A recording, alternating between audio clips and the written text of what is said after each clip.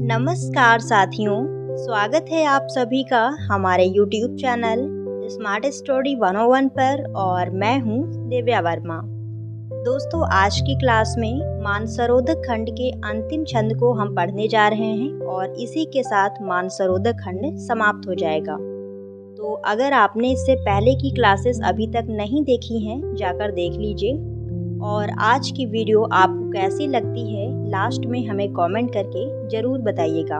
Channel पर नए हों तो सब्सक्राइब भी कर लीजिएगा, क्योंकि आपके लिए जो भी वीडियोस चैनल पर अपलोड की जाती हैं, अगर आप सब्सक्राइब किए रहेंगे तो आपके पास नोटिफिकेशन तुरंत पहुंच जाएगी। तो चलिए फिर पढ़ना शुरू करते हैं।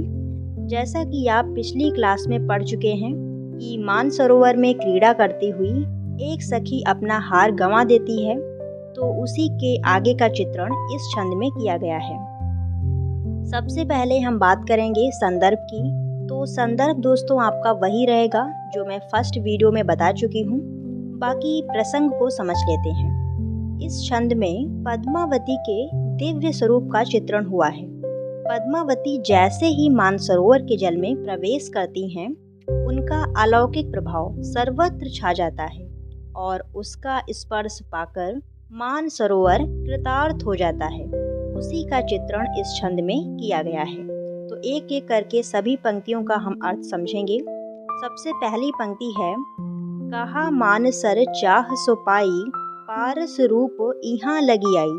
मानसरोवर क्या सोच रहा है कि जो उसकी इच्छा थी, जो उसकी चाह थी, वो आज पूरी हो गई है और जो भी वह चाहता था उसे वह मिल गया है। पारस रूपी पद्मावती स्वयं यहाँ तक चलकर आई हैं। पारस एक प्रकार का पत्थर होता है जो लोहे के संपर्क में आकर लोहे को भी सोना बना देता है। तो यहाँ मानसरोवर सोच रहा है कि पद्मावती स्वयं पारस पत्थर हैं, जिनके स्पर्श से मैं पवित्र हो गया हूँ, मैं धन्य हो गया हूँ। अगली पंक्ति है, भा निर्मल तिन्ह पायह पर से, पावा रूप रूप के दर से। और उनके पाँव का स्पर्श करके मैं निर्मल हो गया हूँ। उसके रूप का दर्शन कर मुझे भी रूप की प्राप्ति हो गई है। अर्थात पद्मावती के सौंदर्य ने मानसरोवर को भी सुंदरता प्रदान कर दी है। यहाँ सागर स्वयं में पद्मावती को और पद्मावती में स्वयं को देखता है। फिर अगली पंक्ति है, मलय समीर वास तन आई, भा शीतल पै तपन बुझाई।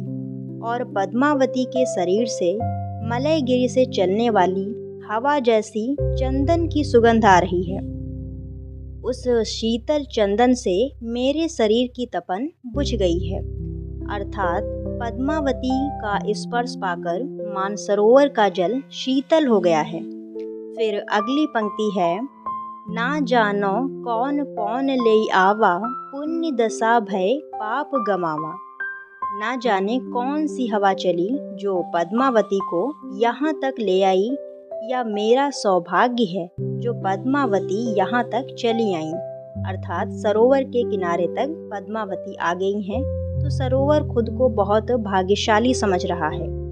निश्चय ही यह मेरे पुण्य कर्मों का फल है और आज तक मेरे द्वारा जो भी पाप हुए हैं, पद्मावती का स्पर्श पाकर मेरे सारे पाप आज धुल जाएंगे। फिर अगली पंक्ति है, तत्खन हार बेगी उतराना, पावा सखिन चंद बिहसाना।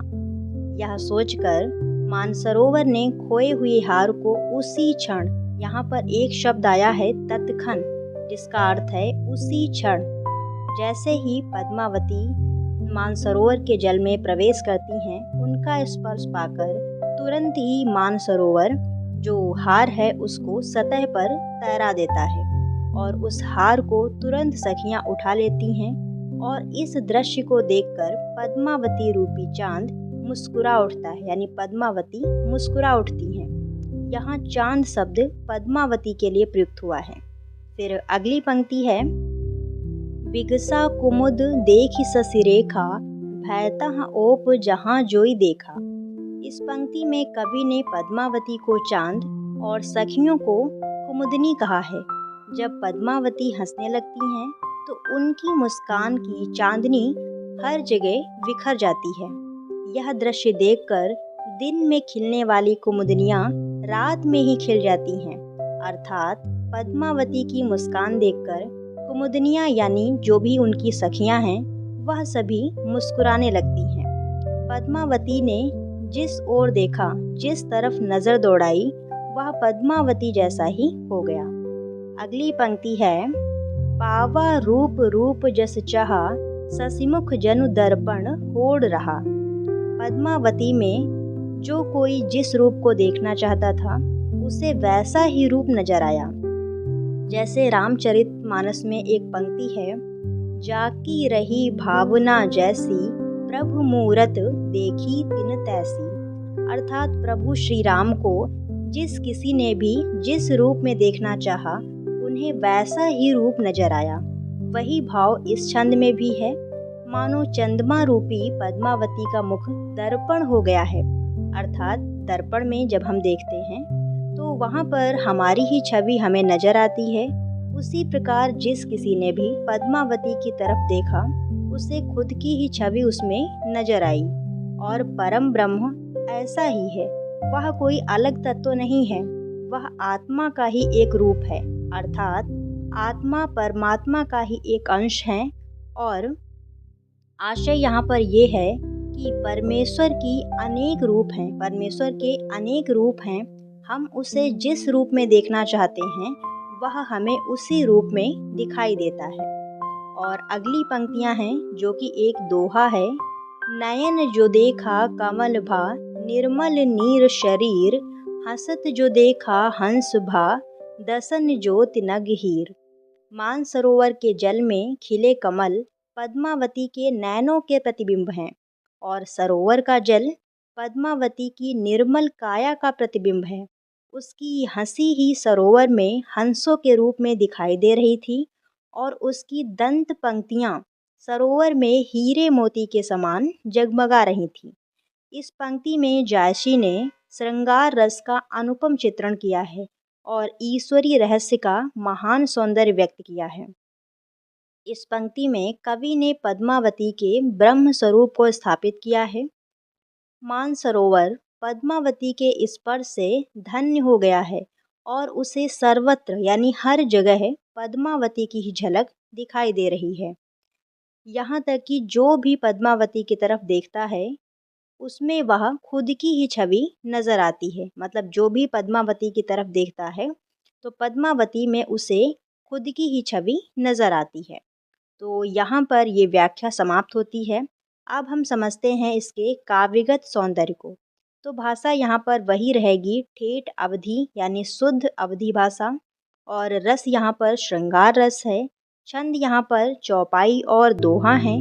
अलंकारों की बात की जाए तो यहाँ पर हमें अनुप्रास, रूपक, उत्प्रेक्षा और समासोक्ति अलंकार दिखाई देता है। तो आज के लिए बस यहीं तक। आई होप आप लोगों को ये वीडियो पसंद आई होगी। सो प्लीज़ दोस्तों वीडियो को लाइक शेयर ज़रूर कीजिएगा। चैनल पर नए हों तो सब्सक्राइब भी कर लीजिएगा।